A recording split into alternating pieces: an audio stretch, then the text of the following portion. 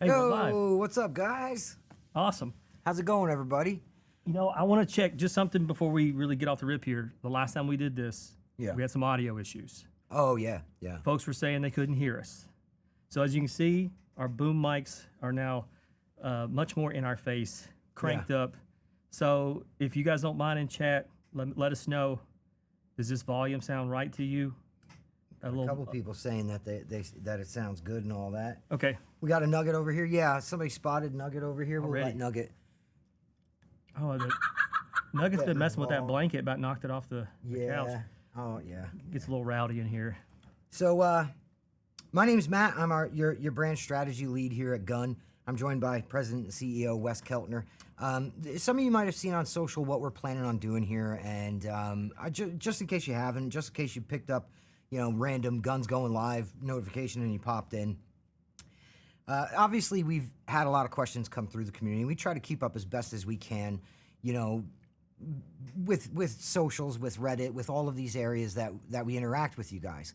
That being said, sometimes, maybe those questions are answered more in like a reply, like a one-on-one thing, and they don't make that, greater audience of the community. So we felt like in order for you guys to know where we're at and what we're doing, we needed to just put it out there and say, okay, get your questions in this thread. We'll answer them live. We'll talk a little bit. And hopefully at the end, we'll have some time to go through some live questions that are in the chat. Now, I will say this.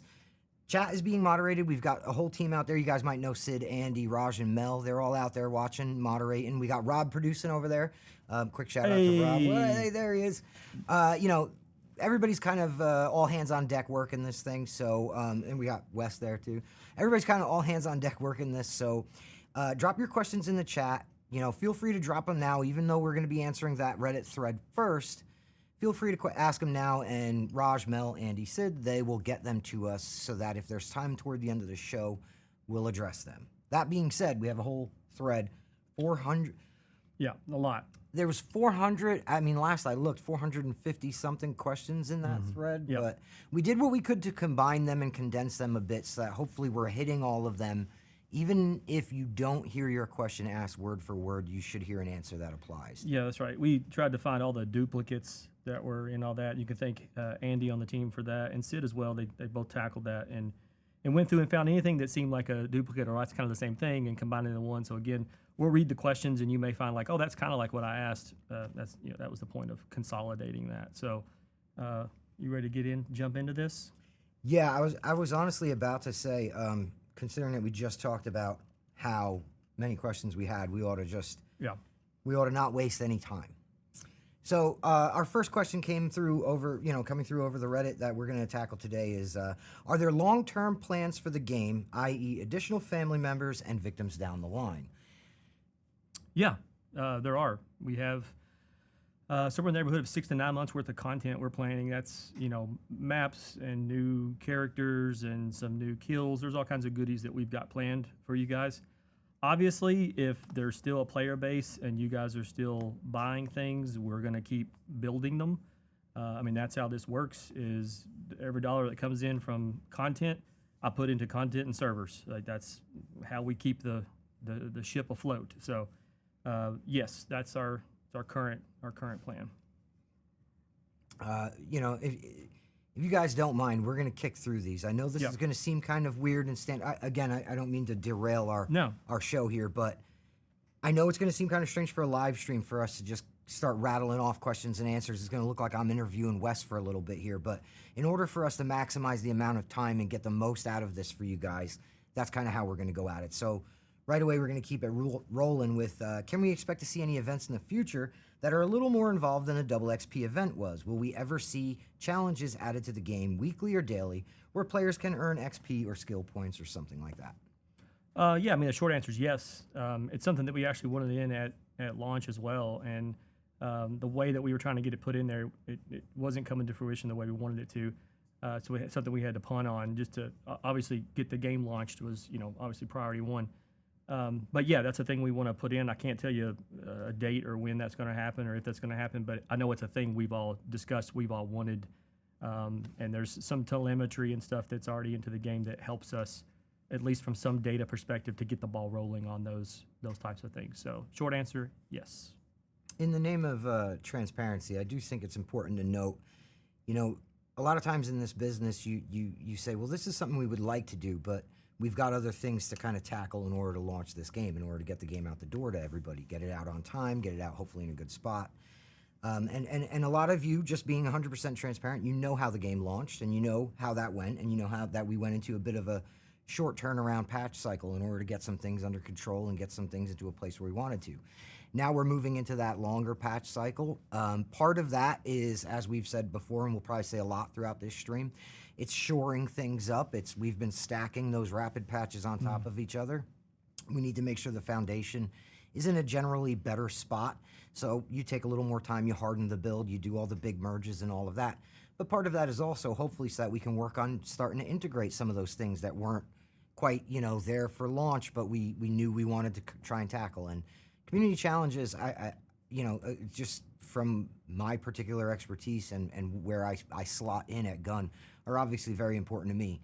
But I also think you guys can understand and appreciate that we had things we wanted to get to first, and now that we're getting through that, we can look to those things again. Thoughts on allowing for different skill tree presets so we don't have to change the entire skill tree every time when we want to enjoy a different build, as well as a skill tree for every loadout. Well, now, I think that one, a lot of that falls on you. You were an integral part of how the perks, put together the metagame, that whole piece. You worked hand in hand with Kirby over at Sumo on that. Yeah, the thing with the skill trees that's a little tricky when it comes to this kind of topic is, we put a lot of effort into making sure that those skill trees are plotted out, each, and I'll try to keep this short because we do also have the Metagame Explained VOD up on the channel. You can check it out on our Twitch. And a lot of this is covered there, but we tried to make sure that we separated, certain perks into different parts of those trees. We decided on which perks would even be available in certain trees. And then we gave everybody kind of like a fun random roll spot here and there where they could get ones that are outside of the tree. And that was how we envisioned it pre-launch. Now we know that there's been friction over the random perks. We know there's been friction over, how that respecing and all of that works. So obviously we're listening to the feedback, but I think that something with creating a situation where those trees kind of change is going to be more down the line, maybe with, the rank 99 push up past 99, which we'll talk about. There's a question here directly related to that. Possibly with a push past rank 99, possibly with more content or more metagame unlockables. It's something that we'll look into and we'll explore. But as it stands right now, we want to try to make sure that when you're building with intent, and you have some things that are cut off to you because, again, there's not really much of a need for a tree if you can just say, well, all of this is mine now, and you kind of get to this point where there's no more experimenting or moving around throughout that tree. No risk reward. No. Yeah, exactly. Right. That being said, we hear the feedback on it, and the situation with random perks, we've got a lot of great ideas kicking around as far as when those will come to fruition, probably with some type of extension of that level cap. Will there ever be a roadmap for Texas Chain Saw Massacre, and how often can we expect new patches? So, no, we won't ever put out a public roadmap. We have our own internal stuff that we're hitting, but I don't like putting out roadmaps because it means if something out of our control happens where we miss something, that's a broken promise. Then I don't like doing that. And honestly, we learned some of that from Friday 13th. We put out some roadmaps, things went bad, things that were out of our control, and then it didn't go well. The sentiment of the community turned, all because of they kept referencing the roadmap, and it was like, hey guys, this is out of our control. But it's hard to explain that to a whole lot of people. So it's easier for us to we know our own things we want to do, and we're targeting those. And as soon as we feel like those are in a strong position, we'll start revealing that information to you guys. What was the second part of that, the end of that? The second part was, and how often can we expect new patches? New patches, yeah. So now that we're out of hotfix mode and back and into like actual legitimately the long-term fixes we know we want and new content, things like that, I think you can rest assured around every 30 to 45 days we'll be targeting a patch. Sometimes those are all strictly just fixes, and then sometimes you'll see some with new content in them. But that's our current sort of trajectory for new, bigger, air quote, bigger patches, as opposed to the hot fixes you guys were seeing, like basically weekly cadence. Next question would be: are there any plans to bring crossplay to 8th gen consoles? This is a good one. I mean, at this time, no. Technically, it's quite difficult to do a major time sync. Every time we've lifted the hood and looked at it, it's far more intricate than it might seem. I'm not saying no forever. It's not going to happen, but right now it would eat up so much of our time of the things that we know we want to do that we're concentrating on new content and fixing some things that are there, getting some quality of life stuff done that we know we want. And that it's just a bigger nut to crack. And again, it's not a definitive no, but right now it's not on the docket. I just want to say, let me qualify something real quick because I said this is a good one. I know that some of you are going to be a little let down by that answer, but I think that it's important for us. The goal of this stream and the goal of what we're doing here is try to get these answers out there to as many people as possible. We try to talk about these things in conversations, but you know how that goes. Those are pockets. And I think that there's a lot of people who maybe were holding out some kind of hope that was coming or that was something that was coming down the line. I've also seen some people reach out to us and say that crossplay isn't working because they're on one of those 8th gen consoles. So again, for the sake of us having this kind of a conversation with you guys, I think that there's a lot in here that even if you don't want, the answer is not necessarily something that you wanted to hear. I think that this is good because we're hopefully getting a lot of these things cleared up so we can have a lot less of those misunderstandings. Are you going to add more levels further than 99 and add in-game currencies, metagame? This is a long one. This is a long one. There's a bit of extra. Yeah. So let's pick this one apart. You going to add levels further than 99 and add in-game currencies, metagame, and a prestige system? Are we raising the level from 99? Yes. That is happening. I can't give you a date when it's happening, but yeah, it's been an ongoing discussion here. Nearly every other day it comes up in design meetings where we're discussing how we want to do that.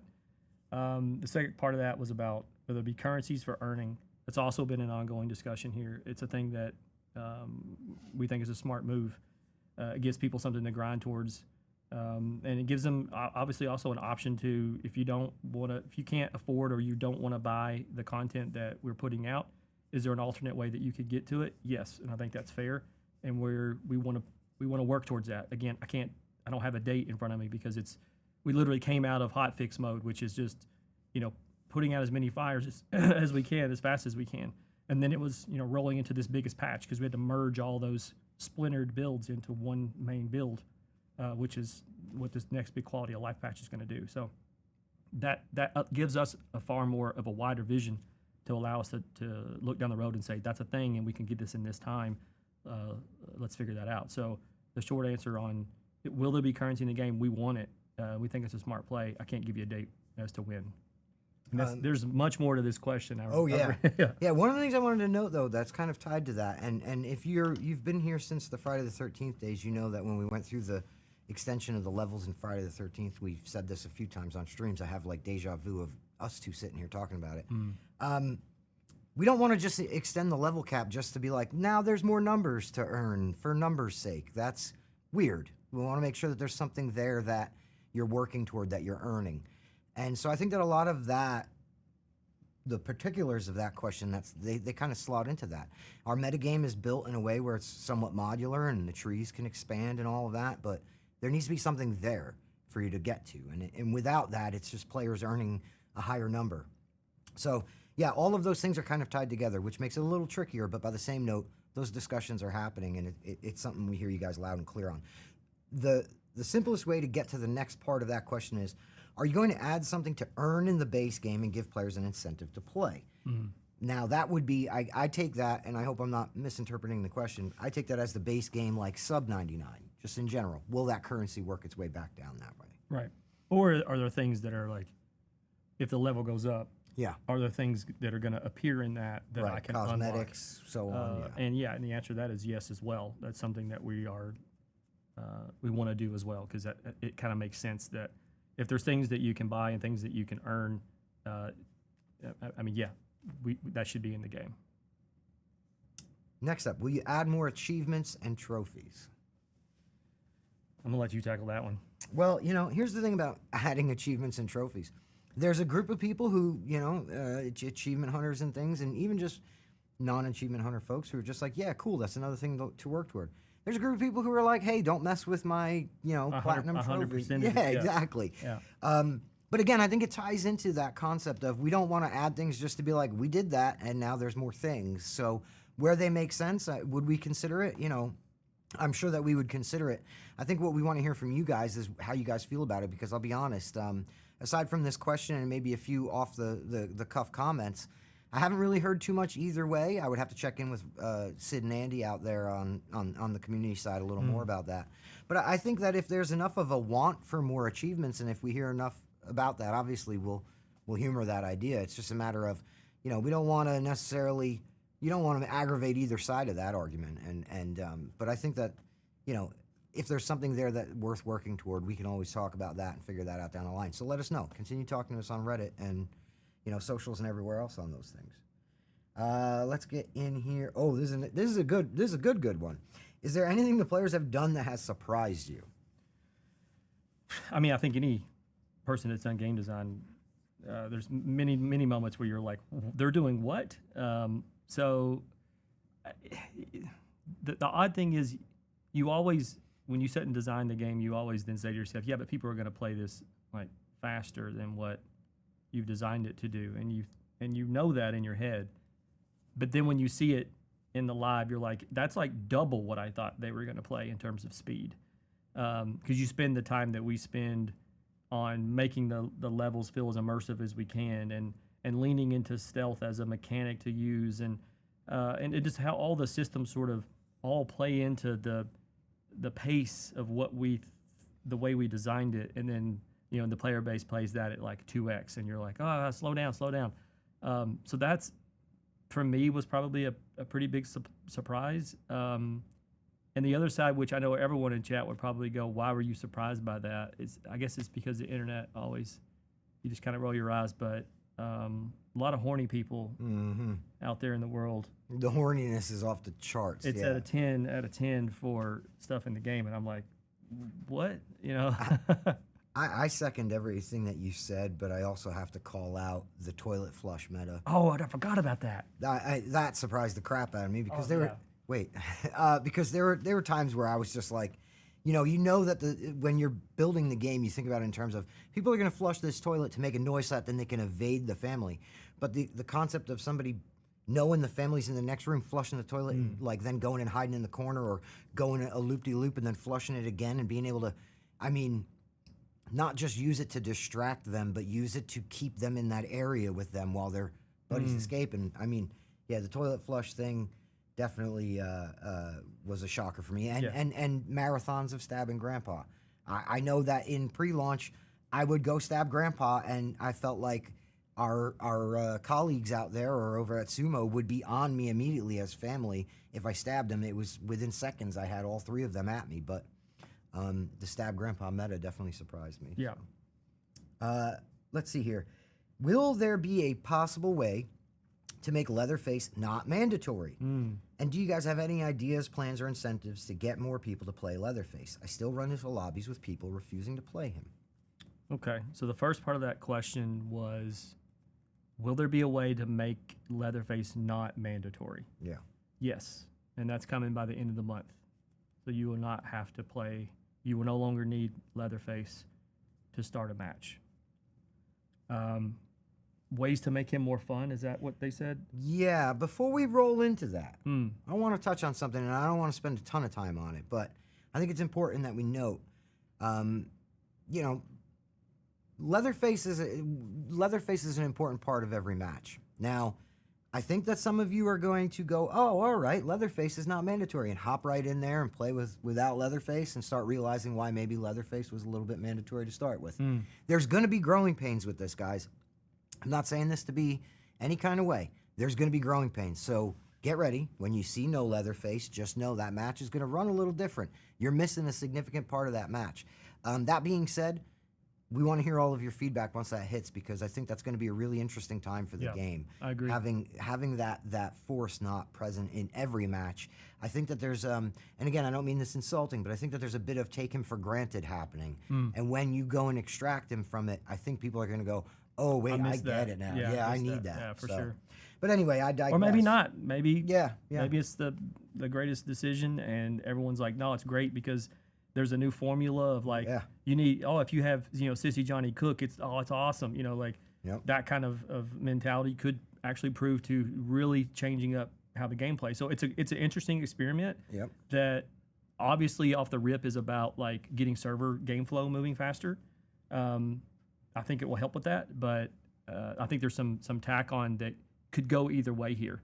That you guys could, again, like Matt was alluding to, realize, oof, we really need him, or this new formula of changing things up could actually make the game feel different. So we'll definitely see a couple new builds, or not build, but match synergies with different compositions, because like you said, just being able to have, I think about Hitchhiker, Sissy, and Cook, having someone listening and then two people being able to scurry around and get right to him. There's going to be some deadly combos. That's that rat squad, boy. Yeah, exactly. And there's going to be some combos there that like maybe we didn't even see. Again, the previous question about things that surprised us that we didn't see coming. So I think that it's worth noting that's going to be a very important time for you guys to engage with us and engage with our community team, and make sure that you're talking and keeping that communication open, because there's going to be a lot of fun stuff there to see.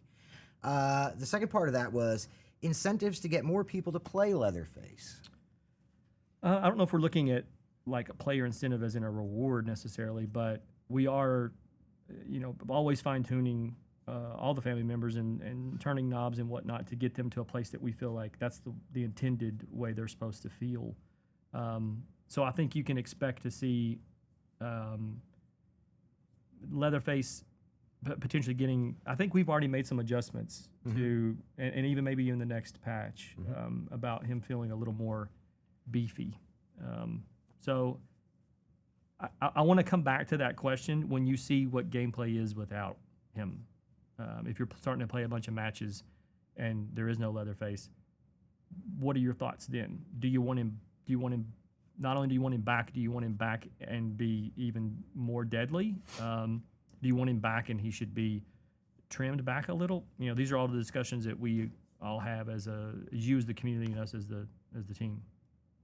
Yeah, and I think it's important to note that as much as, even though we're removing the requirement for him, ultimately the goal is to have people fighting over picking him, wanting to be him. And so it's something that, but again, like Wes said, it's a field of knobs that we're going to continue turning and seeing how things go.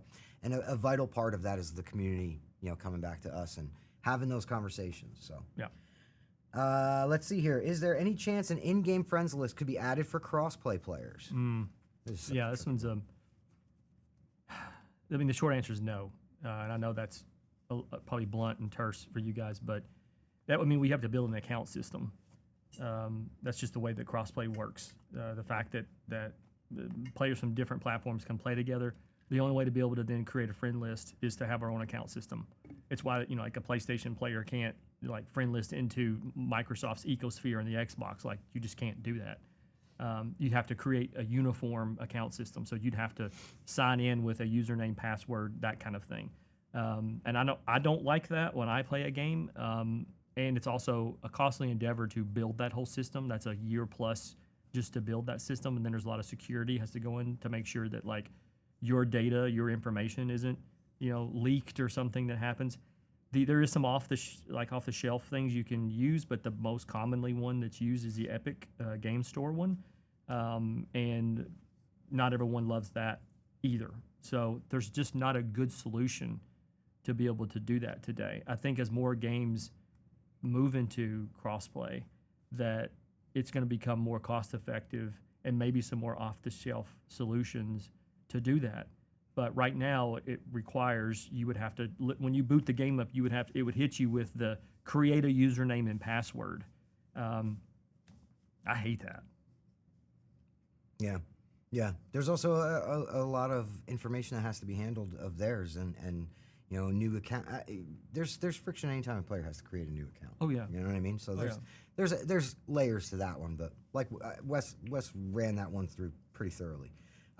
Next question, do any devs secretly play the game undercover? And if so, how can we identify them or telltale signs? This is such a weird question. This is like that. Well, no, that person in the window, it's like, not. where's that developer at? Right, but I mean, there's also like like not weird people that Yeah, are just well, yeah, like, all right. oh man, it'd be cool to play with the devs. Now, Yeah. once we get to a spot where we can turn this stream on and we do jump in and play, and you guys can queue up and we play together, like all day, we should be Yeah, doing that, yeah. right? Because I kind of want to run through a handful of these you jokers out there, but I'm not going to speak for everyone at Gun and say, yeah, here's all their handles, because a lot of them still go home and turn on the game and play as just a way to chill out and just kind of decompress from the day.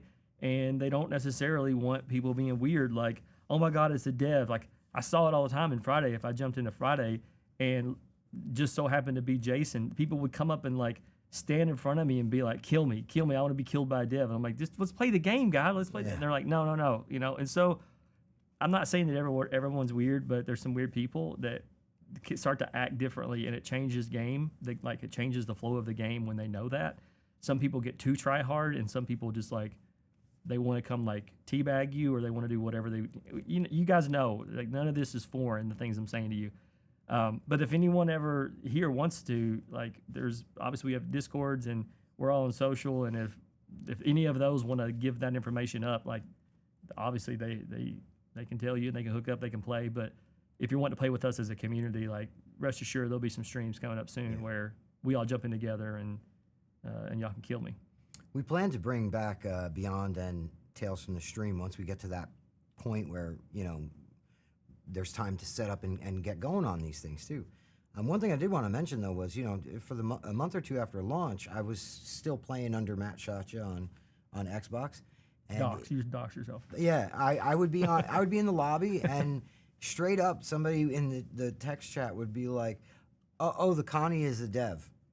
And then it was like, oh, the Leatherface player would be like, oh, right on, all right. And immediately the match would start, and it felt like Leatherface was on a magnet to my ass. Yeah. And I don't want to do that anymore. So yeah, I might be playing under a Smurf account now. There you go. But, There you go.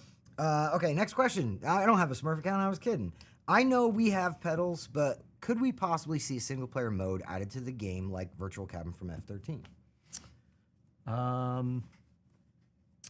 Yes.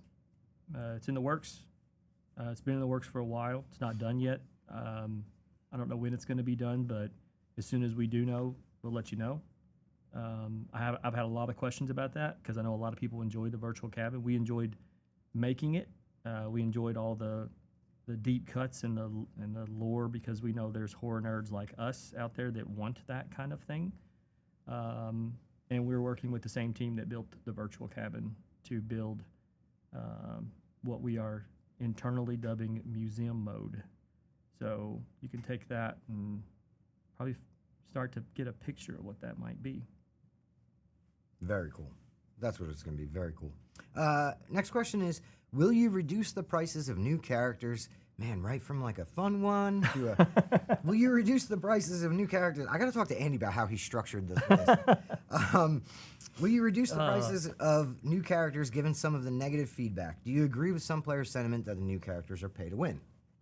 I'll probably hop right into this one. Here's the thing about the negative feedback. Yeah, we understand where you're coming from, and honestly, when it comes to pricing, to an extent, you're always going to hit some friction with when you release those things. We knew that when we put the pricing list out, there was going to be people who were like, oh, that's a little less than I expected. There's going to be people who were like, that's more than I expected. And then somewhere in the middle was where it was going to lay out. But when it comes to making those decisions, we have to look at what we put into those characters. This is a creative process. And anytime, any creative process, you have to assign what you think the value of that creative output is. And we did so not lightly. We didn't sit here and just go, let's see if we can get away with that. We assigned a price to these things that we felt was worth it for the creative work that went into them. The mocap, the VO, the design, all the lore, all the character backstory, all the things, animations, kills, all of the things that go into making a character. Okay, well, what does that all cost, and what amount do we feel is fair to ask for that? And those are the numbers we landed on. Now, that being said, we appreciate the feedback on it. We hear you loud and clear. There's obviously the future is full of things like sales and bundles and whatever can happen. And earnable content. Yeah, exactly, and earnable content down the line. But what it really comes down to is, as far as just straight up, flat out saying we're changing the price, I feel that we put a lot of thought into those prices, and we did our due diligence on them, and those are the prices. Yeah. We feel that's what those creative outputs are worth. Whether or not you'll see a bundle or a sale or whatever, I mean, sure. But that's what we feel those are worth. And as far as, do you agree with some player sentiment that the new characters are pay to win? I would caution anybody who's buying a piece of DLC because they think it gives them a competitive advantage. I would caution them against that. And I know that's sometimes tough to hear. But that's because we don't put them out and try to, attract buyers for those pieces of content by making them stronger. So if anything, if it's outside of what we feel the vision for that character or piece of content or whatever it is, if it's outside of those parameters, we're going to change that. We're going to patch the game. We're going to modify that and bring it back into, we use the term balance a lot. Texas has its own balance. Texas is not balanced as in two scales meeting in the middle. It's balanced in the way that we feel the game should play. How strong the family should be, how strong the victim should be. So we release a piece of outlier content, and we are going to be looking to bring those back to that balance that we have for the Texas Chain Saw Massacre. So therefore, if you're purchasing a piece of content because you think that gives you a competitive advantage, I wouldn't make that be the only reason I purchase a piece of content, because we will be promptly bringing that back into what we consider the balance of the Texas Chain Saw Massacre. That's right. So I hope that's as clean an answer as you can get there. Will the game get more mechanics added? I see what they're doing there. There are a ton of cool mocap animations in your BTS video, from Grandpa Execution to Cook Scolding animation. Why were things cut in 2021 motion capture? Yeah. So in video games, a lot of stuff gets cut. You have dreams, and you have even the time and the money that you put into things that you want in the game. And then as the deadline is approaching, you got to start cutting things. Every game in the world goes through this. It's a very painful moment for all the creatives on the team, because you've invested an enormous amount of time and creativity and money into this thing that you wanted, and then there's not enough time to put it in there. And if you, in continuing to like delay a launch to get those pieces in, also isn't usually not a smart play. Unless something's just woefully broken, and then obviously a delay is smart. But when you're just missing things that you know you wanted, that they don't necessarily change the game or fix a thing that's broken, like you don't hold up progress for that. So yeah, if you've seen in the BTS, the behind the scenes videos, that there is motion capture where there are things occurring in the motion capture that you do not see in the game, it's because those things were cut. Does that mean you'll never see them again? Not exactly. You may see them in some fashion. It's not something we want to completely abandon and just throw in the garbage.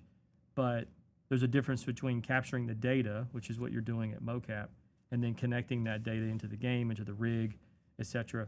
There's still a whole lot of work that would need to happen to bring those things to life. So I guess it's maybe is kind of the loose answer I give you, which I know you guys probably would rather have a yes or no, but yeah, maybe. And here's the thing: that all that stuff is cool to see. Oh, yeah. I mean, I love the idea of. I love that we can keep that in that video and show people, hey, look, this is part of that process.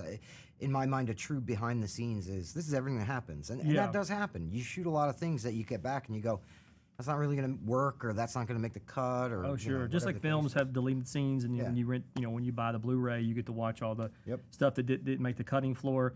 I mean, that's games. Every game gets that stuff, and sometimes they can work it back in, and sometimes it does have to be completely abandoned because the game has transformed over the years that it's been out. That it's no longer, it doesn't even fit anymore. Like, it wouldn't make sense. You'd have to shoehorn it in to make it work, and it just doesn't vibe with like what the game is at that point, because you're building a game and you have a singular vision, and you launch the game, and some parts of that vision change because you touched it, because players played it, and it can change a little. You still keep the clear vision of what it is, but there's parts of it that become malleable and adjust and change and shift. So you can't always just go back and get that thing and say, and this little Lego piece just fits in perfectly now. Like, no, it doesn't anymore. But yeah. Next question. Will we ever get skill-based matchmaking? No. That's a short answer. Skill-based matchmaking is usually something you find in competitive-based games. Gun does not make competitive games. Gun makes cinematic horror experiences. We try to immerse you in the world of a film to make it feel like you were in a film. I've said it 6 ways to Sunday, is when you're with your friends and you finish watching a horror movie, the credits roll, you look at each other and you say, what would you have done? We make games that answer that. And that's the whole point of it. It's fun with your friends. Get to put your money where your mouth is. Would you have ran? Would you have fought? What would you have done? We try to build games with tools and mechanics and systems that allow you to answer that. What we don't do is make a game that, for people to get sweaty in and get toxic and yell at each other. And skill-based matchmaking can be a road towards that. Now, does that mean forever, never in the future, we're never going to have that? If the game is getting long in the tooth and we're starting to see a bifurcated audience and there's a need for that, it's a thing we would discuss and look at. But right now, the game doesn't need it. Do you guys plan on adding more family cosmetics?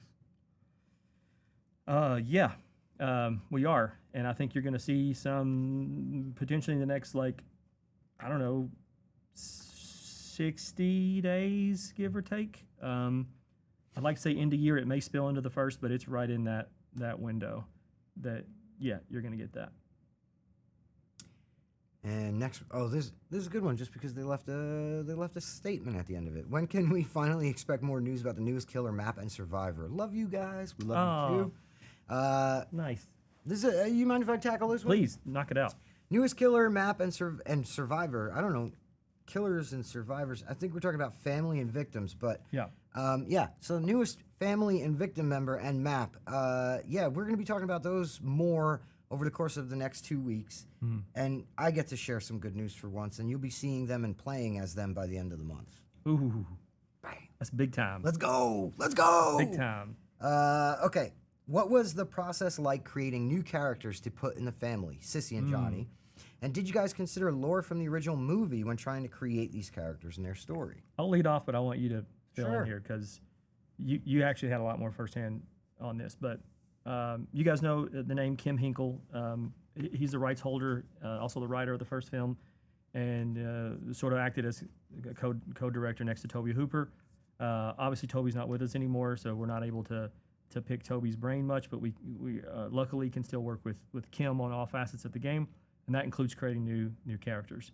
And so every character you see in the game has Ronnie, our creative director, has sat down with Kim and exhaustively gone over every detail in bios and backgrounds and where are they from and what's their freaking star sign. It's like it's pretty wild how deep they got with this, but you got a bit of firsthand knowledge of hanging out directly with Kim during this process. Yeah, it was one of the photogrammetry trips that we took to Texas, and we went and had a barbecue with the original screenwriter of the Texas Chain Saw Massacre, which blew my mind at the time. But yeah, Kim has this Bible for characters, and some of which are the characters that you guys all know from the 1974 film. Some of them are characters that didn't really make it into that or any of the subsequent films. In our Making a Massacre documentary, Ronnie talks about having these snippets of characters that I guess Kim had been starting to put together but never really fully fleshed out once they weren't going to be part of one of those other projects.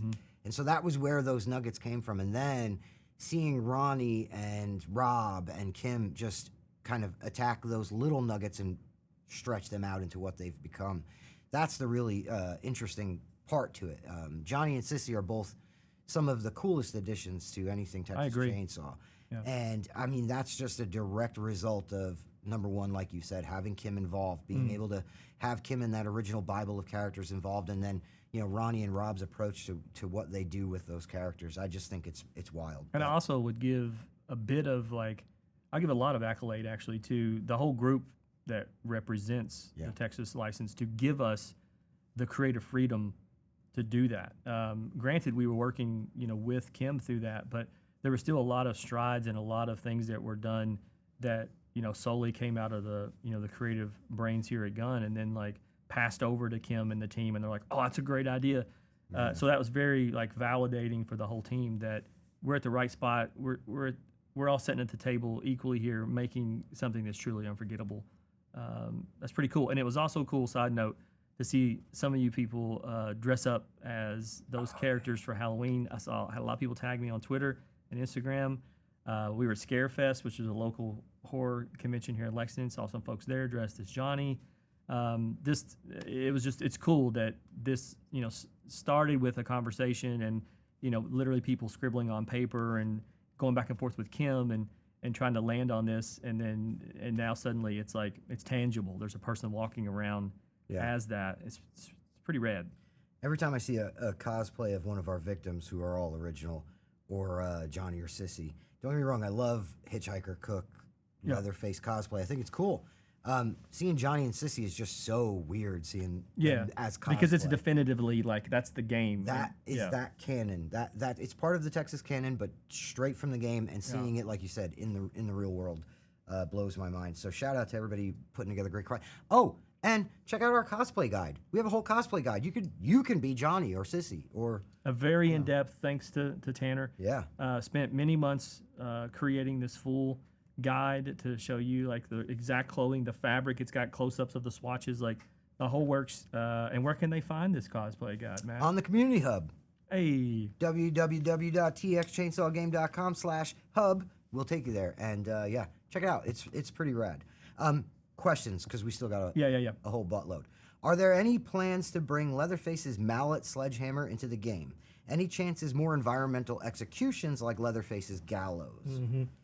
So yeah, we did have some early discussions, and I think there may even be some brief mocap of Leatherface using a mallet. The difficult part was we didn't like that, like Leatherface exchanging weapons and things. It would be odd. Like, what would he do with a chainsaw? Like, he's not going to stick it on his back. Like he's, Ash from Evil Dead or something. Like it didn't match. If he set it down and then pulled out a mallet, it's like, then how do you get the chainsaw back? You have to walk back over and pick it up. And players would, in some instances, would like, oh, where'd I lay the chainsaw? Or, something weird happens where there's a high ping and the chainsaw disappears into the earth. You've seen weird stuff happen in games. So that felt like we were just asking for some troubles like that to happen. Now, does that mean you're never going to see that? You might see something in the future that is affiliated with that weapon, but more on that in the future. The second part of that question was about, I think, sort of contextual kills or executions. Yeah, environmentals and Correct. things like that. Because obviously, Leatherface can take someone to the gallows. We've got plans for some other things. We don't have all those all totally ironed out yet. It is on our wish list, and that's what's good about moving out of hotfix and into a normal patch cadence is we finally get to go, take a breath and go, all right, wish list time. The stuff that didn't make it, the stuff we always wanted to do, the stuff that was only sort of half done and we had to stop because of whatever reasons, we get to come back and look at those things. So I think you can expect that in the future, but I can't give you a date as to when, but we are getting back to the mocap studio pretty soon. Yo. Let's see here. We these are kind of related, so we're going to condense a couple questions. Was it planned for other family members to have their own environmentals similar to the gallows? Yeah. And will there be an option in the future to select multiple executions for family or like tag team executions? Sure. Since these are all execution related. Yeah. I know that the conversation we've been having were more universal, contextual, so like anyone could potentially use, as long as it wasn't something that you needed to carry someone to, because it doesn't make sense that maybe some of us smaller family members can't necessarily carry someone. But so we're discussing like those pieces, so more info on that whenever we get something that's more concrete of what we want it to be. I think tag team executions are amazing and would be super cool to have in the game. We don't have plans for it, but I know really early on it was a discussion that I think Ronnie and Rob may have had. I was pulled in on some of those meetings. We're talking about like how to pull that off, and then there's also a mountain of bugs that can come from it. But either way, it would be cool. Right now, it's not on the docket, but it's not because we don't think it's not like a super rad idea, because we do. But there's some other things we want to get done first. Did that answer all those? I think so, yeah. Okay. Are you considering a character selection queue? Oh, I'm sorry. Before we move on, there was one part of that question that we didn't get, which is multiple executions equipped to the same character. Yeah. I do think that's a thing we've been discussing internally, but we need more of them, which is also why we're booking some time in mocap. There's a lot of things we know we want on our wish list to get done. So being able to equip some, that's a thing that we are discussing as well. Again, I don't want to start throwing out dates of when you can expect that, because it's still pretty early for us, and and we've got some things already that we're planning sooner rather than later. So yeah, that's Yeah. I don't mean to give you a non-answer. It sort of is, but isn't. One thing I will say is more executions is always a good thing, but it's important to note that that comes with a certain, there's mocap, there's, Yeah. Then get the mocap in, do the animations. Sure. It's not, it's even when you leave the mocap volume, it's not like, well, now that we recorded Yeah. that, plug it in the You're game. you're a third of the way done Right, at that right. point. Yeah. So there's a bit to that. But that being said, it falls under the category of like we've said numerous times, there's a want, obviously. Yeah. Keep talking to us about those wants, and we'll keep trying to make sure that we tackle as many as we can. For sure.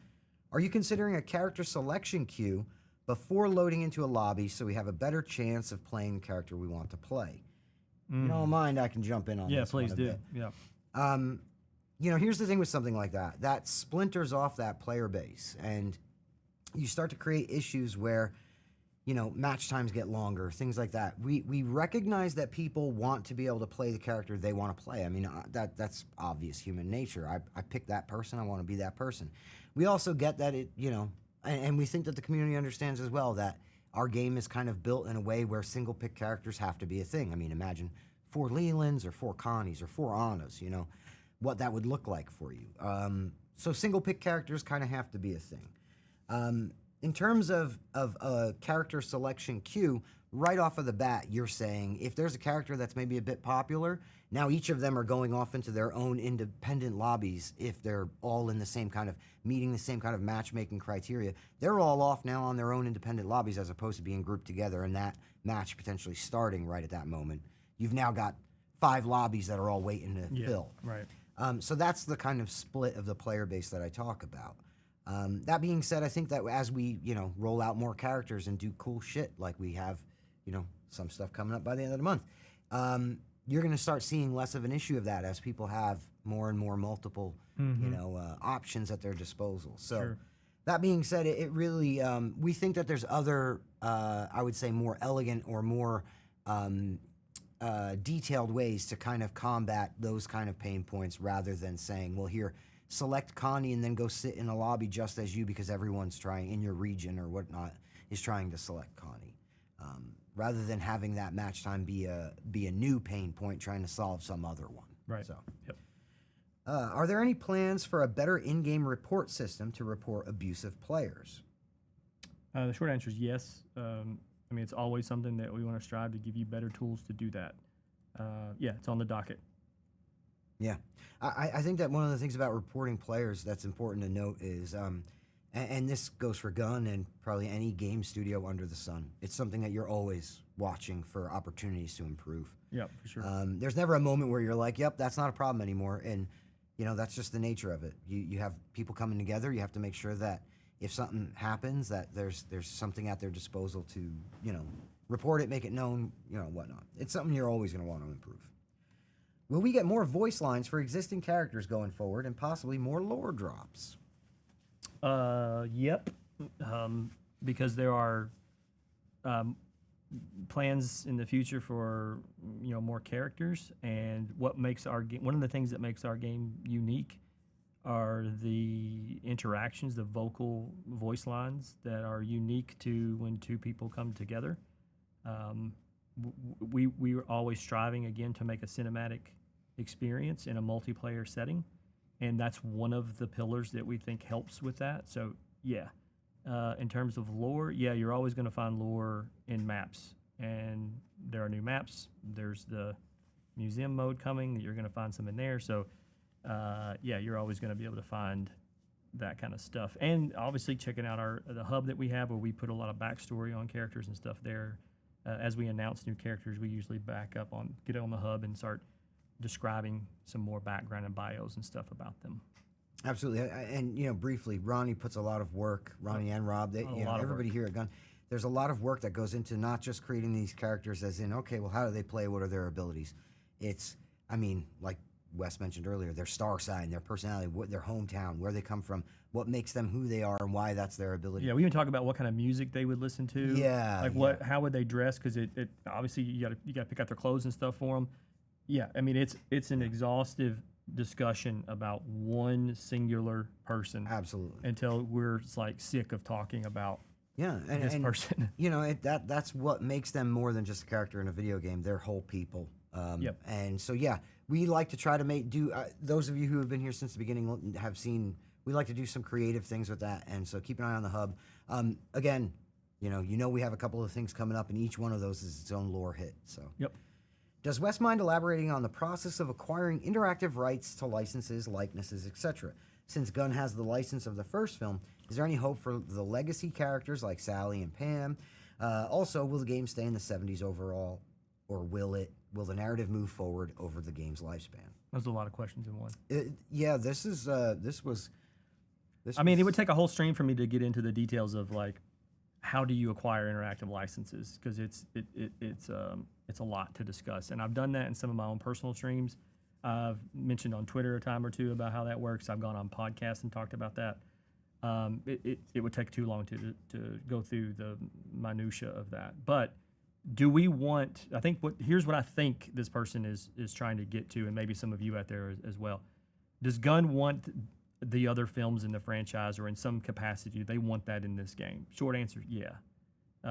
But it's not like I can walk into Walmart and say, yes, I'll take one Texas Part 3, please, and I have it. It doesn't work that way.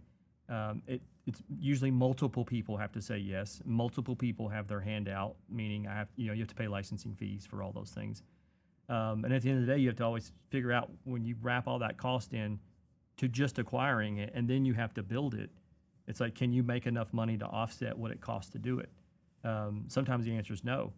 But do we want to do it? Absolutely. Are there conversations happening right now? Absolutely. I think there was multiple questions in this, so I want to make sure I got them all. There's definitely there's an angle here we should definitely address, which is legacy characters like Sally and Pam. Yeah. So that our game is based. It's a prequel. It's before that film took place. So it would be a bit odd to see characters from the film show up when the game is like Groundhog Day, right? It's months before the first film took place, and you're replaying that day. And so it'd be weird for suddenly to see characters from the film all of a sudden show up in that same time. It's not impossible, but at some point, is everyone okay with like the suspension here of disbelief and just go, whatever? We live in a post like Spider-Man metaverse now, and it's like whatever, just do whatever you want. People want the content. Like, I mean, maybe, but also I don't have the rights to use those characters' likenesses.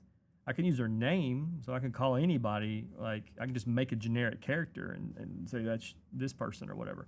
But if you want them, I wouldn't want that as a fan. I would want to look precisely like they did in the movie. So I have to track down that person, usually work with their agent, and then discuss a deal, pay the money, and then you make them. If you got to scan them, or you just making them from like portraits that they send in.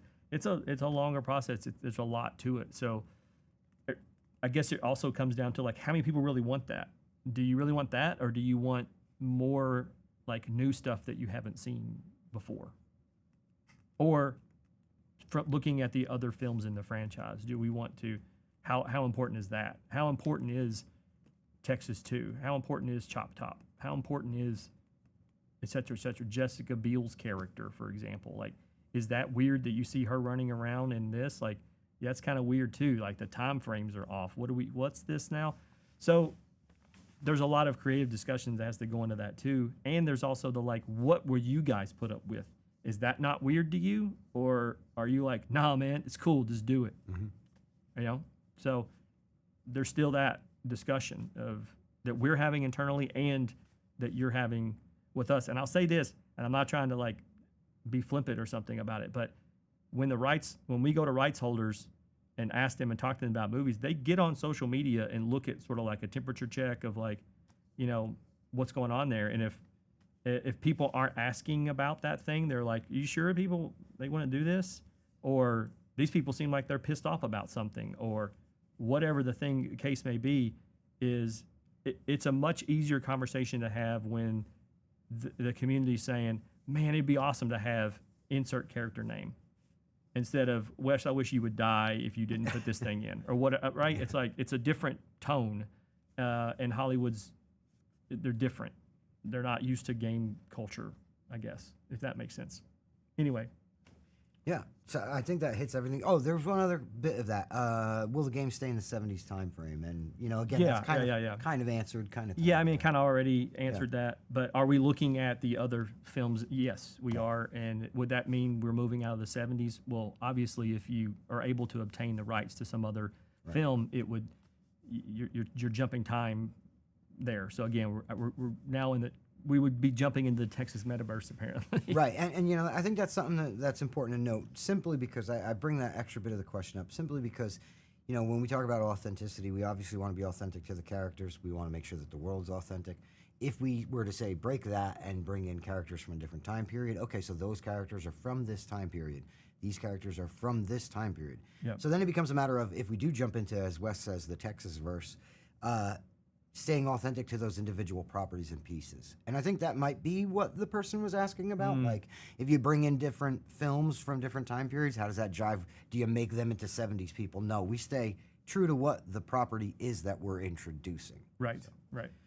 In my experience, the current family meta is a lot of players using Cook and Hitchhiker. Shout out. So are there any plans to change this up and incentivize buffs or tweaks, for example, players to play Sissy and Johnny more? Yeah, I mean, I think we kind of touched on this a little bit with we're always, sort of turning the knobs and looking at balance and looking at how players are playing. And does this person need to be nerfed? Do they need to be buffed? Like, those are constant conversations, weekly stand-up meetings all the time where we're looking and discussing these things. So about that thing specifically, I mean, I don't know if it's more like holistically everyone, every family member, every victim, where do we need to make some minor adjustments? And again, we have to do these in minor. Like if you think of it as like a volume knob from 0 to 10, and if it's currently at a 2 and everyone says it sucks, it's terrible, we can't crank it to a 6 because the ripple effect of that is going to break other things that you might not be seeing the full picture on. So we may only go from a 2 to like a 3 or 4 and then wait and see what that feels like. It's crucial for us also to get that feedback when we do make those adjustments. So when you see patch notes, it's like we adjusted this perk for something. Play that perk, and then if you're like, no, it's still not good, or it needs this or it needs that, it allows us to, okay, let's go back and look at how they were playing with it. How were they using it? Did we not explain well that they're not using it the right way, or do we just need to keep turning that knob until that feels better? That'll always be a thing. It's that way in every multiplayer game. And that is something interesting to bring up briefly.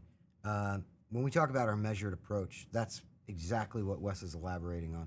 We want to make sure that we're turning those up in increments. I know sometimes that could be frustrating because to you it seems like, well, just slam that thing and we'll be good.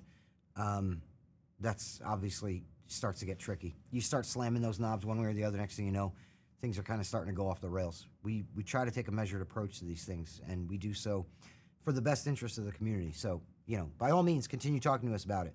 Play with those characters, give them a chance, try them out. Find those pain points, even if it's a little rough, and then report back to us with experience.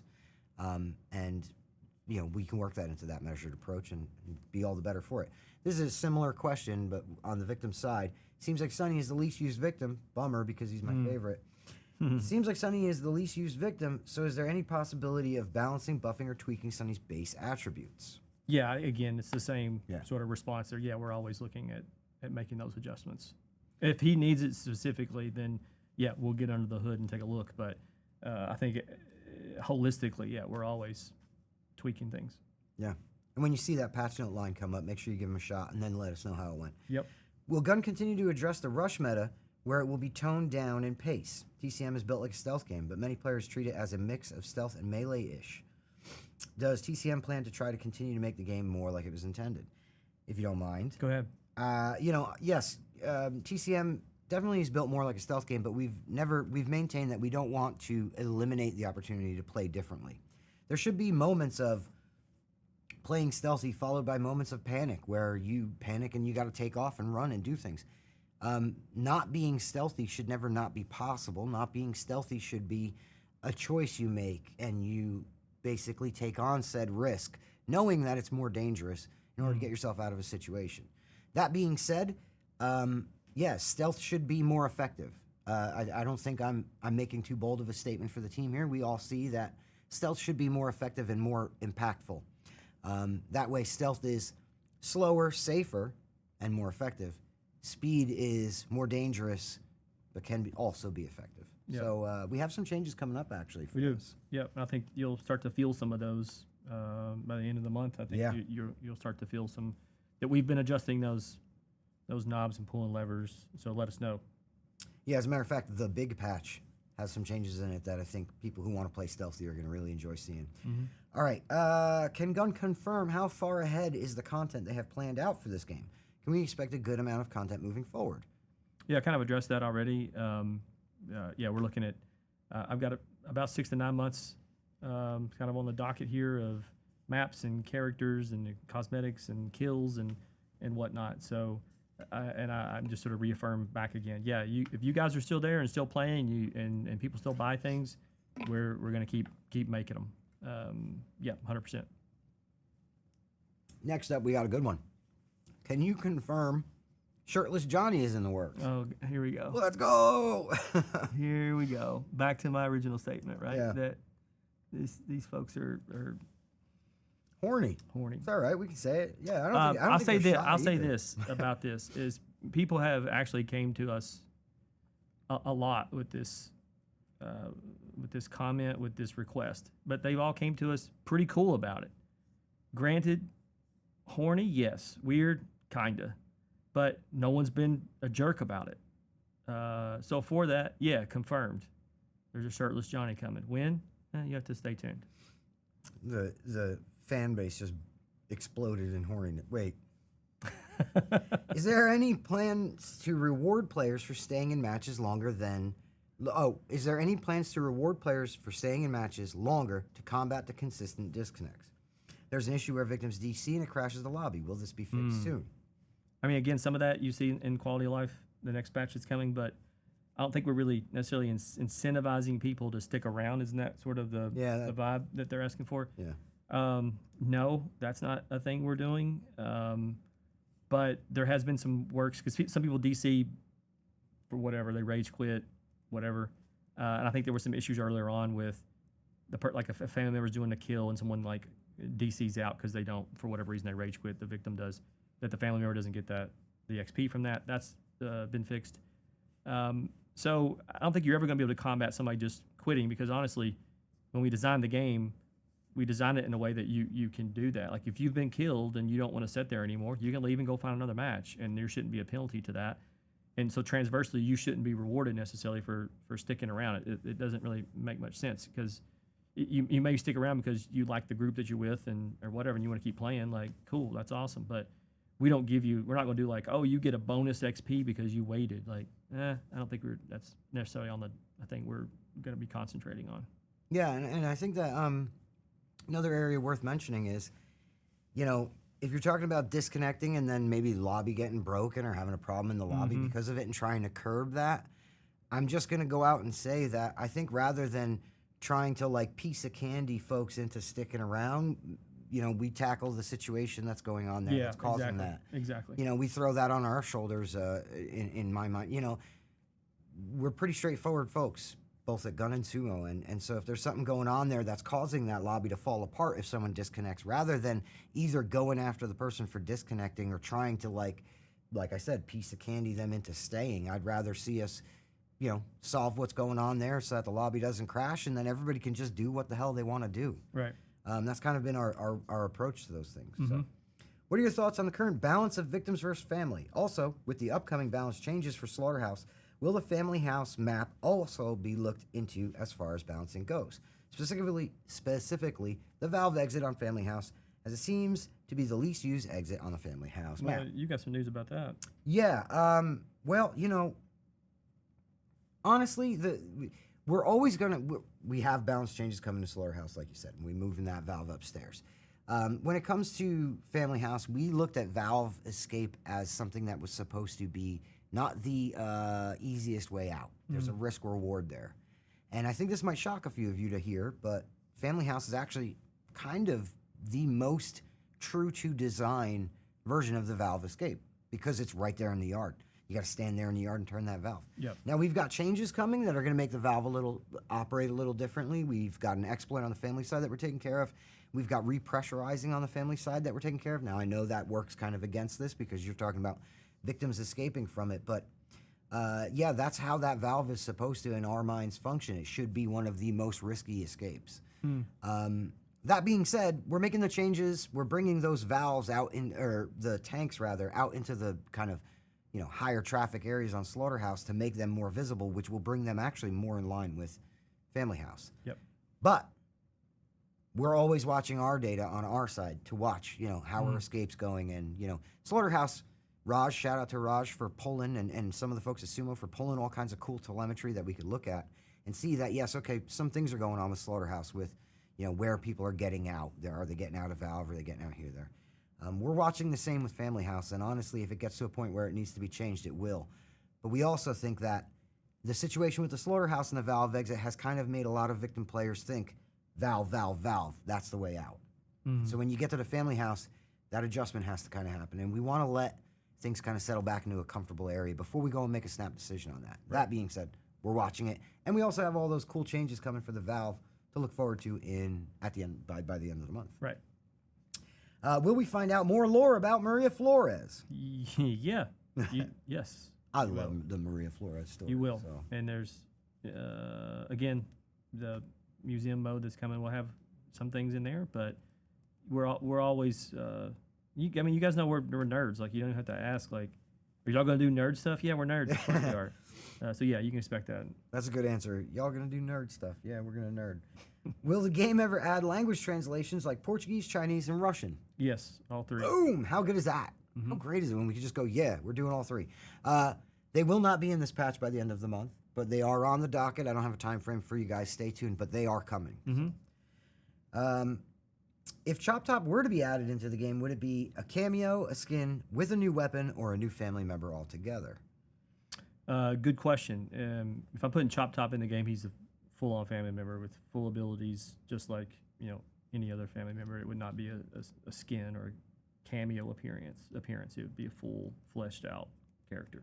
Got to give Chop Top everything that Chop Top deserves. 100% agree. Yeah. I live in Japan, and it's been so hard waiting for this game to come out on PS4. So, are there any plans to release it in Japan on PlayStation? Yeah. That's been an ongoing battle. I can't just call up like Sony Japan and they go, sure, and you're in the store. You have to work with a third party there. It's just part of the culture there. And we have been through like 2 different companies that trying to get that, to get a contract together, to get all the, and it's taking forever. But it's a goal I have. I can't make you a promise because it's out of my control. I can't just snap a finger and say we're in Japan now. But we're working on it. Next question is there any possibility that weather effects like rain could be added to the maps? At this time, no, because again, it takes place at a specific day, a specific time. While it does rain in Texas, the time frames that we were looking at, and when the game takes place, it's not cloudy, those storms are rolling in. It's also a pretty big cost to do rain because there's expectations of, did the clothes get wet? Did the clothes dry when you go inside? What about footprints? Did the mud puddles, did they form or were they already there? Do I create the footprints in the mud? What does blood do when rain hits it? Does it track footsteps in the house? Where can I follow those? There's a tack-on effect to the request that I know it's like visually, it's cool. It like gives visual variety to the game because it's raining and storming. That feels spooky. And I agree with all those things. It does. But then there's the expectations of, if you're going to do it, like don't half-ass it, full-ass it. And that would take a lot to pull that off when I don't think the cost and the time sink to do would have a big enough payoff that would offset it. But I think there's some things that we can do to the maps that can still help mess with variety and make some things more interesting that don't deal with like trying to make it rain or snow or whatever other weather effect. I even heard someone say like, "There's tornadoes in Texas," and I'm like, Are we Battlefield now? Right. Like we're gonna have a tornado come through and like it rips the front of the house off. Now everyone can escape. It's like just end the match right there. Right. Let's see here. Are there any updates for the ping too large that players in Oceania have experienced since launch? Yeah. So that's been a thing we've seen since launch. We upped the servers in that area, have a whole fleet there. And what happens when those fill up? I think you start to connect to other regions, and that's where you're starting to see that effect happen. So we're constantly making those adjustments to that fleet in that area. If you're still feeling it today, I'll sit down with Rob, after we get out of this stream and go through what's really going on in that area. Do we not have enough? Is it offloading too fast? Is it what's going on? Because I know we've already made the adjustments, and you should have felt that get a little better. Maybe it wasn't enough. So thanks for bringing it to my attention, and I'll get on that immediately and find out. Are we still seeing a problem there? Like what's going on? There is also a greater angle or wider spread angle to this that I'd like to mention, and there's some not necessarily particular to Oceania, but there's some ping too large issues kind of more widespread in some more other pockets. Yeah. We've made some adjustments there with last patch or possibly patch prior, and we will be making some adjustments again by the end of this month. Yes. Now, as you can tell by that being 2 times that we've made adjustments to that, that's something that could be ongoing.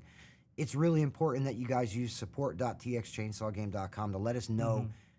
I'm still seeing it as frequently, not as frequently, whatever times of day that you're seeing this. Keep hitting us with that, especially, during those windows following a patch when we note that we make those adjustments, because that's when we can really kind of dial in and see what's going on. Have you considered looking into the grappling mechanics, specifically that a second family member can execute victims mid-grapple? I actually have a great answer here. Let's hear it. We have, and it's in the Muerto Times. If you haven't seen the Muerto Times, please head to our Reddit. We have the 5th edition up now. It's the big patch, TM, trademark. There's over 250 fixes in the upcoming patch. Obviously, we can't put them all in the Times, so we put somewhere in the neighborhood of 15. But in the Muerto Times, there's a section called Under Investigation, which means those are things that aren't in the next patch, but things we're looking at. And grappling and how that entire kind of game mechanic works. Yeah. We're looking at that, and hopefully we'll have more news on that for you guys soon, possibly maybe even the patch after the next patch. But yeah, we are absolutely looking at it, and we're absolutely looking at specifically the second family member in being able to execute immediately. Right. Could you add a steelbook case or a physical special edition of the game? I would buy it in a heartbeat. First of all, thanks. Yeah, thanks, first of all, to other fellow nerds out there that like that kind of stuff. Short answer, yeah, there's a steelbook. This is going to sound like a cop-out answer. I'm telling you straight up. Before the game came out, months before, we reached out to try to get them made, and the lead time was months and months and months, blowing way past the launch of the game to have it done. And I reached out way ahead of time. This was still sort of a post-pandemic weirdness of like supply chain stuff, and it was very, very difficult to get. Also, hearing that during the pandemic, people were buying a lot of movies and collector edition things where they were running out. They couldn't make steelbooks fast enough because people were home wanting to collect things. And so the company Steelbook couldn't keep up with making them fast enough, and it created this lag where I reached out long before, and they're like, there's no way we'll hit your date. So I'm like, well, it wouldn't make sense for us to drop a Steelbook 4 or 5 months after the game. That's dumb. So what we're going to do is at the 1-year anniversary, we'll drop a Steelbook, and the artwork's already done. It looks amazing. I don't want to share it yet because that's too far out for you to see it, but trust and believe it's freaking awesome. It's really good. And I worked with a very talented artist to get it done. And everyone here, when they saw it, they were like, oh, shit. So yeah, it's going to be cool. Will you consider adding more diverse characters? Our characters in the game are already pretty diverse, but Ronnie and Kim work together on a lot of this stuff. Rob works on this stuff too, creating new characters and things as they fit into the storyline of this. Everything is revolved around the Flores family, and staying true to that storyline and the friends that person and that family's who they've made, who they've intermingled with. That's the vision of this. We're not going to just say, oh, we're missing X person, so shoehorn them into the game. That's not the vision of what we have for the game. It's not because we're trying to leave people out. It's just, this is the story. This is what we've created with this. So as long as it fits into that, sure, you're going to see some diversity like that. But again, we're not just going to stick someone in because they're not included. Yeah, the way to do diversity correctly, in my opinion, and tell me if I'm wrong. It's not about checking a box. It's more about making sure that they fit and they make sense and right. they're fully fleshed It's out. It's a real person that's supposed to be. Yeah, right. Yeah, absolutely. Exactly. So, will future maps have different escape methods, like something different than lock, gates, fuse, and valve? Short answer: yes. Boom. Moving on. What other elements from the OG TCM would you have liked to include but did not? The table scene, the family food, setting at the table. Yeah. But how do you fit that into a multiplayer game? Could it have been an outro? Maybe. That's a one that I would have thought would have been cool. Seeing Grandpa kill would be cool. Mm-hmm. But it's just some things just don't fit. Even though it makes sense in a linear film, it doesn't translate always to an open world sort of sandbox game. I'm going to tell him mine. Okay. And Wes said I was cruel for this. Maybe I am. I don't know. I think there should be a truck that comes down the road out of the family house randomly every couple of matches. You're a victim and you escape, and the Black Maria truck comes by and just wipes you out. And that's it. And you get no escape bonus, nothing. Dude, you were hit by that's brutal. Yeah, that brutality. Yeah. So Dude, you're out there in the no. road dancing, and the Black Maria comes The by and just community takes you would out. destroy us if that was I a would thing. love that. It would destroy us if we did that. If it was a random, Oh, yeah, just completely at random. you're like, I made it. And Yeah. then, oh no, hell no. Yep. Nope. I'll direct them all to you then if you put that in the game. Right. Give him my email. I'll just be like, that was Matt's idea. He's mean. Would it be possible to see Nicotero versions of other family members or more collaborations with horror legends like Greg Nicotero? Yeah, I mean, I don't think you'll see another like Nicotero, his approach or his name attached to something like a new character. But we're always open to do collaborations with people that we respect and that we want to make cool things with. I mean, it's how Greg and I got together, was just sort of riffing off each other of things we're both passionate about and our work ethics and et cetera. And there was a lot of things in common. We just kind of hit it off. And yeah, I'm always open to making new friends and making cool stuff together 100%. Is there any update on victims or family stuck spots? I'm going to actually touch on this one. Some of that's in quality of life. Yeah, there's a bunch in quality of life. Well, the patch coming before the end of this month. I'm going to go out on a limb here, though, and say that outside of quality of life, there's probably a bunch more. And they're going to get reported to us, and we're going to have to get them in quality of life, too. And then there will be a bunch. This is a constant whack-a-mole thing. Yep. Now, one thing I will say is all of the modern consoles, and of course on PC, can grab screenshots. The best thing you can do if you get stuck in a spot is before you exit the match, shut the console off, whatever the case is, grab that screenshot, send it over to support.txchainsawgame.com, because that's one of those situations where we need every one of those screenshots. We need them to come through. Our support team, Mel, Raj, folks like that, will get that all sent over to the team, and we'll continue, whacking the moles as they come up. But I mean, it's how we reproduce bugs. Is when you say, if you just verbally were like, oh, I was behind the slaughterhouse and I stepped next to this thing and I fell through the earth or whatever crazy thing happened. We're like, yeah, but where? Because for us to go try to find that singular spot, and it could have been tied to something else. Is it just one character can do that, or can anyone fall through it? Did you have to be doing something? Was you in a state change? Were you putting a health kit on and then suddenly you fell through? So having as much of that detail work is how we then reproduce. We cannot fix a bug that's not reproducible, because it's the only way we can fix it is we reproduce it. And you see in the code where shit went sideways and you're like, oh, here we go. Otherwise, it's needle in a haystack. So it's not. I see a lot of people say when we say, hey, go to the sport and give us this thing, they're like, they have this mentality of like, I'm not doing your job for you. And you're like, but no, it's not we're asking you to do our job. It's like we can't like do this without having some of this data in front of us. Otherwise, we're feeling around in the dark trying to find that. That's wasting time. And there's 50 other bugs in front of this that need to get fixed. And now we've spent 2 days trying to find this one thing, when, man, if we'd have had a couple screenshots of like the angle, where they were, who they were, what were they wearing, if we can knock out all those variables, it makes the bug fix way faster. Let's see. What was the inspiration for creating this game? Well, the 1974 film. And has it lived up to your expectations? If you could, would you go back in time and change anything about the game in the early stages of development? Oof. Yeah. I mean, obviously, it's based on the '74 film. It's, I mean, anyone that works in the game industry, if they're in the design side of that, yeah, they would always want to go back in time and be like, I wish I could have.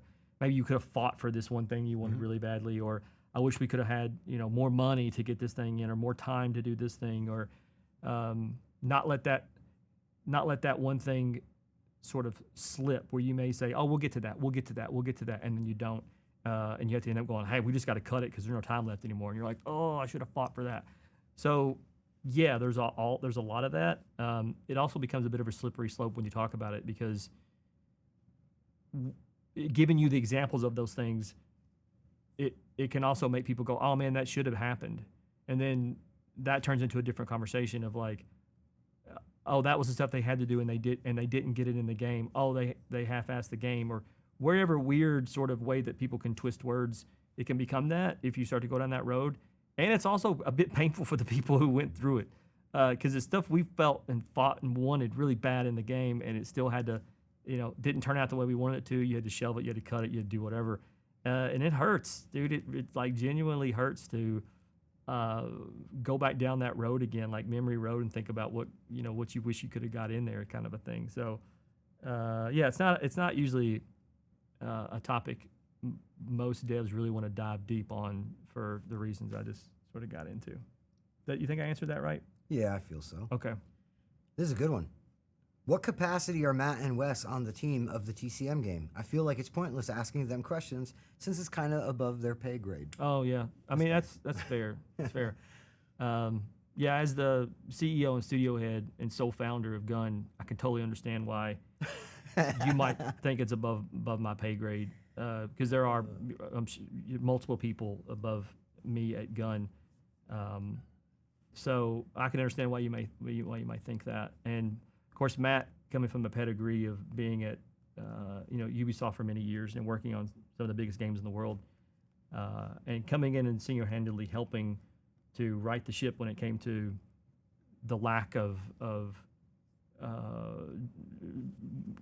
we were sort of rudderless a little bit in the community side and building that and managing that properly and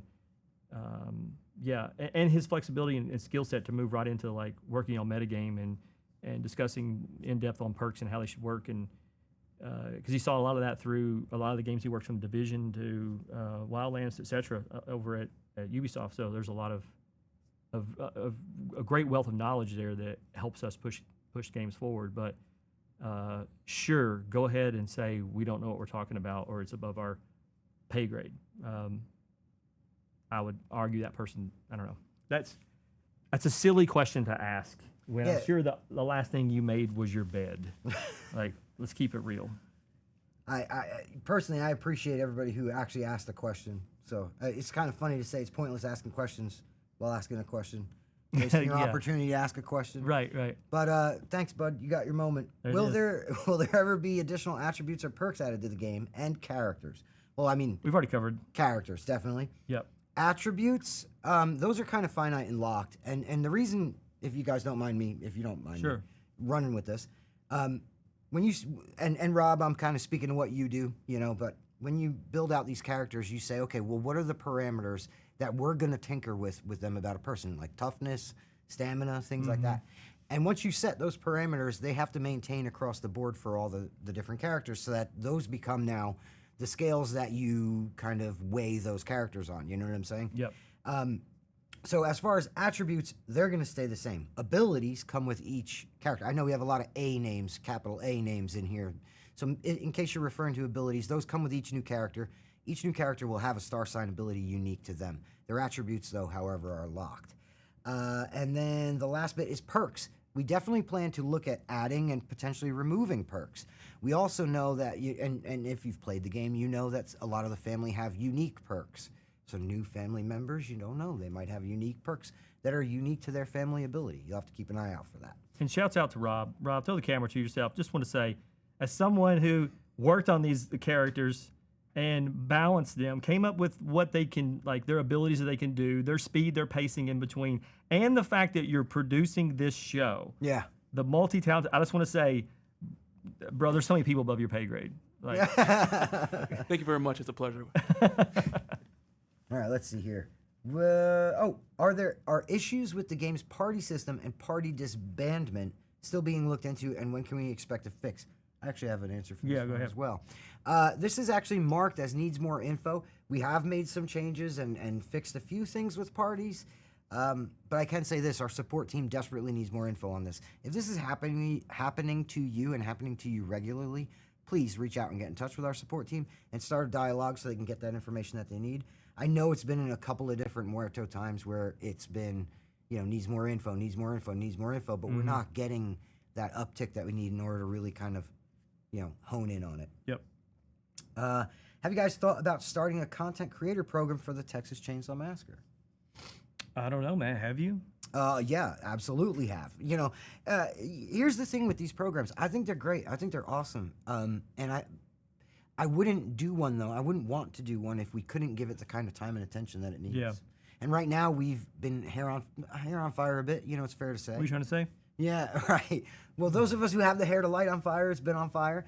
And, we've been trying to tackle things and we made it clear to folks. We want to make sure that, if we're going to get content out, we're going to get it out after a series of fixes. Yeah. We went through our rapid patch phase. Now we're going into our longer patch kind of cycle. We want to do those things. So Yeah. Now that we can catch our breath a little more. right. Yeah. Right. You wouldn't want to start a content creator program and not have all of your I's dotted and your T's crossed, Yeah. because that's a disservice to those creators. So that being said, yes, we absolutely want to. We think they're great, and You we'd gonna love to do workshop some one. names of what you call them? Yeah. What about Little Nugs? Little Nugs? Yeah. But Lil, L-I-L. Like Yeah, Lil yeah. Nugs? Yeah. Or like, there's something there with Nugget. Maybe something there with Farms. I don't know. We're gonna have to see. I'm not putting anything out off of the top of my head because it might get silly in here. But yeah. now We'll workshop it. We'll get there. yeah, we'll need to put the rock back in the tumbler. But we do have a couple of Twitch live questions that we wanted to get to. We are definitely hurting for time since we're 42 Yeah, we're minutes. over. Yeah, we're over. We're 42 minutes past when we were going to end this, but we're going to hang out because we don't want anybody here thinking that, oh, they just ignored chat. So we're going to hit a couple of these questions that had come through chat previously. I do want to point out I've killed just about this whole water. Bro, I did about 32 hours. Bathroom break. Sitting here. So, Yeah.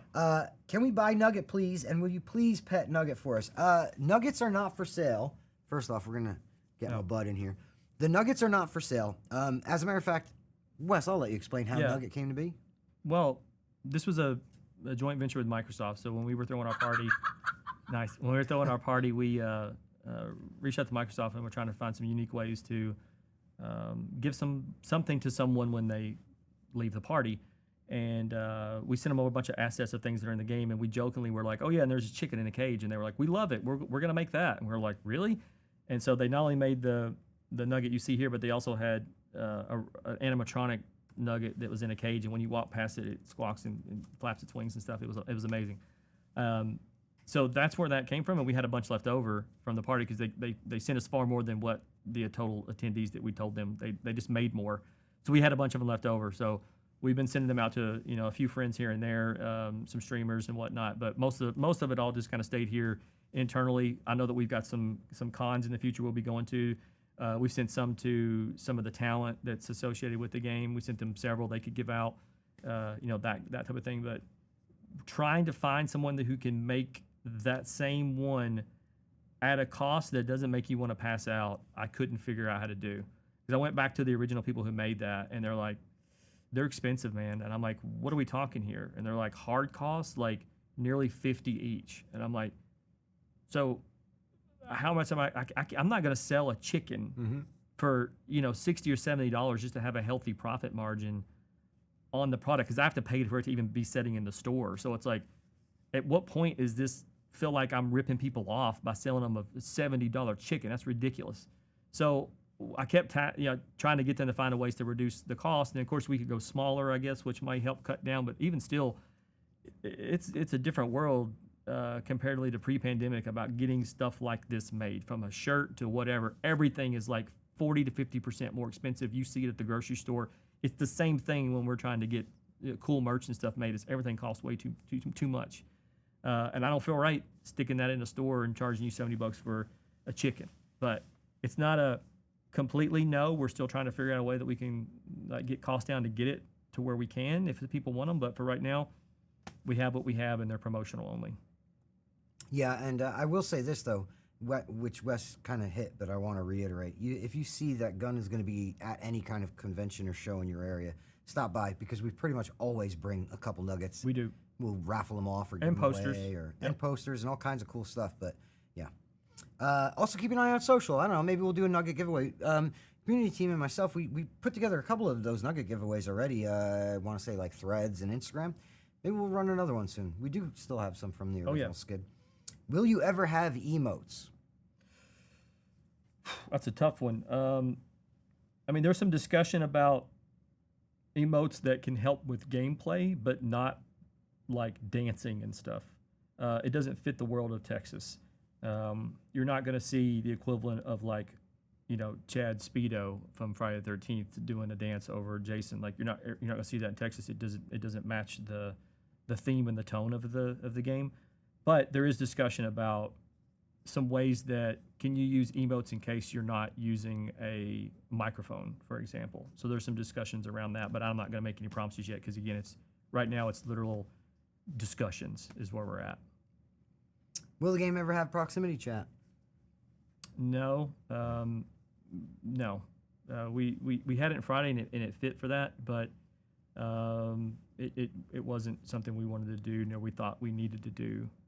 For this game, we like the sort of team feel of who can hear who and why, and we also saw some, in Friday we saw some toxic behavior with Jason being able to talk to and so on and so forth. Like but again, the tone of that game, it sort of fits where Texas is a bit more serious, a bit more brutal. It just doesn't quite fit the tone of it. Yeah, there's also a bit to that, which I know there's hurdles to get around. You could get around these things, but a game based on stealth, and then you're betrayed by stealth. Your buddy walks in the room and goes, "What are you playing?" And they're like, "Oh, well, he's over there." Those kinds of things. Yeah. Anyhow, will you make how are you preparing for additional lobby dodging once new characters are released? If you don't mind, I can jump into this one. Any game with single pick characters is going to deal with that. To an extent, you're going to have folks who they want to play that character. They don't get in. They drop out of the lobby. I think that there's a lot of things that we've discussed internally of like creative solutions to how we might be able to handle something like that, but none of those are quite out of the seed moment yet in order to share here. In terms of when the new characters are released, this is something that we're going to take the time to do right. We're not going to try and accelerate some kind of a change because of a perceived issue that when they drop with lobby dodging.